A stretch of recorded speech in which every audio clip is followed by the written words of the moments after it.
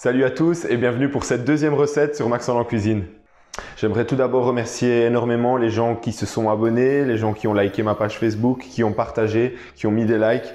Vraiment, merci beaucoup pour la force que vous me donnez. Par contre, il va falloir que certains se calment parce qu'il y en a qui m'ont dit « Vieux, il faut que tu fasses Top Chef, etc. » Les mecs, je vous calme tout de suite. Etchebest, il va me voir arriver avec mon risotto de pâtes, il va me soulever en Y. Je suis désolé, hein, mais si je vais à Top Chef, c'est un peu comme si on envoyait la P4 de foot de mon cul sur Ourthe jouer la finale de Champions League contre le FC Barcelone. Merci quand même à vous de croire en moi. Allez, on passe à la recette maintenant.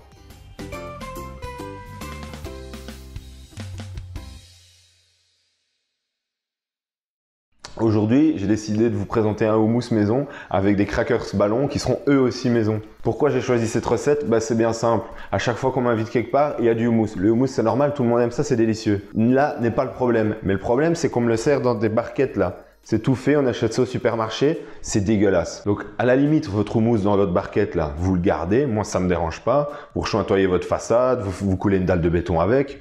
Vous faites ce que vous voulez, mais arrêtez de m'en donner à bouffer. Ça n'a pas de goût, c'est dégueulasse. Moi, je vais vous montrer comment on fait un houmous qui a du goût. Alors, pour le houmous, c'est très simple. On a besoin de quoi? On a besoin de 250 g de pois chiches. Il reste un tout petit peu de jus avec, du cumin, du citron, de l'huile d'olive, de la pâte de tahin. Le tahin, c'est du sésame torréfié qu'on a mixé pour en faire de la pâte. Et pour finir, une petite gousse d'ail. Pour nos crackers, nous aurons besoin de farine, de sel et d'un peu d'huile d'olive. Maintenant que je vous ai présenté les ingrédients, on va passer à la réalisation de la recette. Vous allez voir, c'est très simple. Pour le houmous, je vais mettre successivement tous mes ingrédients, sauf l'huile d'olive. Donc les pois chiches, une cuillère à soupe de tahin, un tout petit peu moins qu'un demi-jus de citron, l'équivalent d'une cuillère à soupe de cumin. Moi, je fais à l'œil parce que j'ai l'habitude. Je rajoute ma gousse d'ail que j'ai coupée en 8 et que j'ai dégermée avant. Hop, du sel, du poivre. Avec mon tout nouveau poivrier Peugeot, je vous rassure, leurs poivriers sont meilleurs que leurs bagnoles. Et on passe le tout au blender. Une fois qu'une pâte lisse est obtenue, on ajoute de l'huile d'olive. Moi personnellement, j'ai pas l'opportunité de pouvoir ajouter de l'huile d'olive pendant que je mixe, mais si vous pouvez le faire, c'est encore mieux. Et je remets un petit coup d'émulsion. N'hésitez pas comme moi à ajouter l'huile d'olive en plusieurs fois. Comme ça, elle s'incorpore mieux. Voilà, le houmous il est prêt. Je vais pouvoir le mettre dans un bol au frigo. Le top, c'est de le faire 24 heures à l'avance. Comme ça, les arômes vont bien se mélanger ensemble et il sera encore meilleur. Maintenant que le houmous est terminé, on va passer aux crackers ballons. Vous allez voir, c'est encore plus simple. Il y a 4 ingrédients. Donc pour les crackers, j'ai mes 200 g de farine. Je vais ajouter ma cuillère à café de sel. Tac. Je fais un petit pouille, je mélange un peu la farine et le sel. J'ajoute l'eau en délayant un peu. C'est de l'eau chaude, hein. 90 ml. J'ajoute mes 90 ml d'eau. Vous pouvez pétrir avec un robot. Moi, le mien, il est cassé, donc je le fais à la main. J'ajoute l'équivalent d'une cuillère à soupe d'huile d'olive. Ça va donner du goût et de la souplesse à la pâte. Maintenant, il va falloir incorporer toute la farine.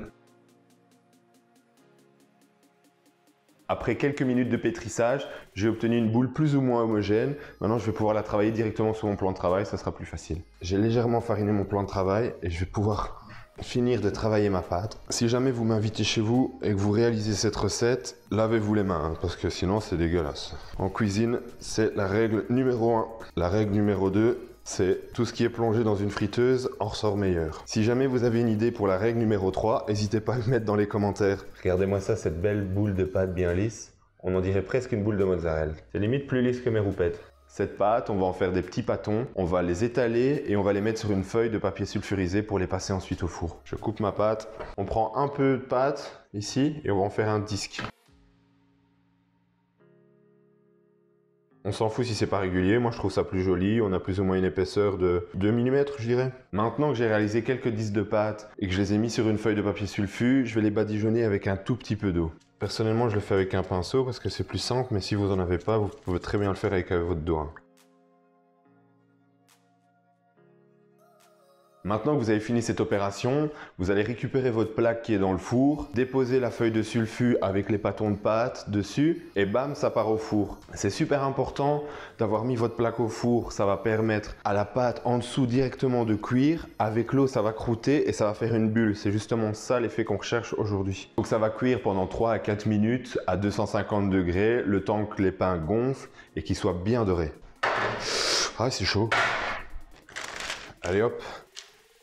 Ça part au four pour 3-4 minutes, le temps que ça dort et que ça cuise. Vous pouvez très bien mettre quelques grains de sésame directement sur les pains après avoir mis l'eau. Ça va donner un côté un peu plus sympa. Moi, j'en avais plus, du coup, j'en ai pas mis. Nos pains, ils ont vraiment bien bullé. Ça donne des petits effets de bulles et ils vont devenir bien croustillants. Pour le dressage, c'est simple. Je vais mettre un coup de cuillère, un deuxième coup de cuillère. Je vais ajouter quelques pois chiches sur le dessus que j'avais gardé, un peu de paprika, un peu de cumin et un petit trait d'huile d'olive.